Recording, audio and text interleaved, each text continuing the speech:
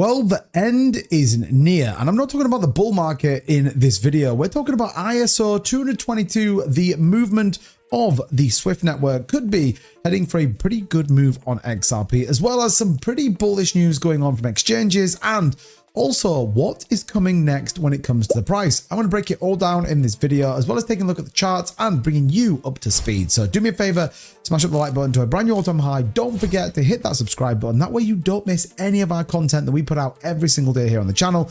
That being said, let's get into it. So before we actually get to the whole ISO 222, because there is some pretty interesting things going on, specifically when it comes to partnerships, and all of this work that Ripple's been doing may all be about to come to fruition on Saturday. But before we get there, XRP is leaving exchanges at a rapid rate of knots. 149 million XRP left exchanges, leaving about 3.8 billion worth of XRP left on there. The question is, why?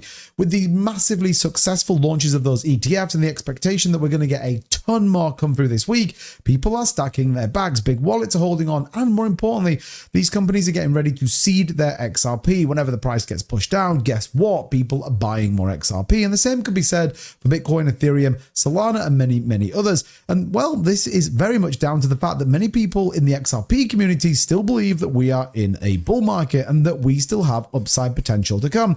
When you take a look at over $100 trillion heading in the new financial markets could be going into this particular asset. I'm not talking about just a massive dump. We're talking about trading volume and much more. The reality is that ISO 222 compliant pre-approvement to align to the future of global finance is around the corner. So much so that it's literally live in the next 6 days.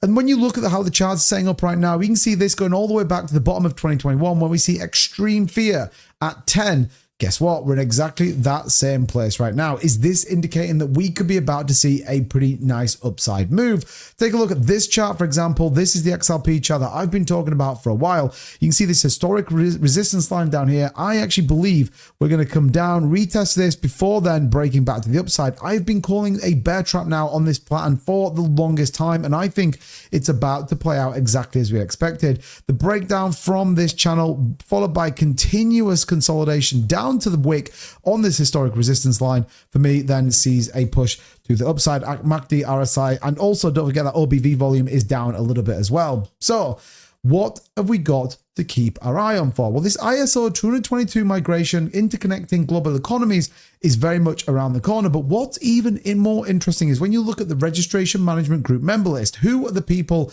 that are integrating the ISO 222 compliant infrastructure for global payments? And you can walk through a ton of these companies that I'm sure many of you will have heard of, in particular companies like MasterCard, DTCC, as well as Enterprise Singapore, CPCS, and many others, including Visa International and Swift. Why are these so important? Well, think about all the things that's happened recently when it comes to XRP and Ripple. Integration with Visa, integration with MasterCard. Also, when you look at some of these other companies, they are also looking to integrate cryptocurrency and crypto adoption. ECB, for example, as well as the Bank of England, we also know has done some work with Ripple and Bank of America. Pretty interesting indeed.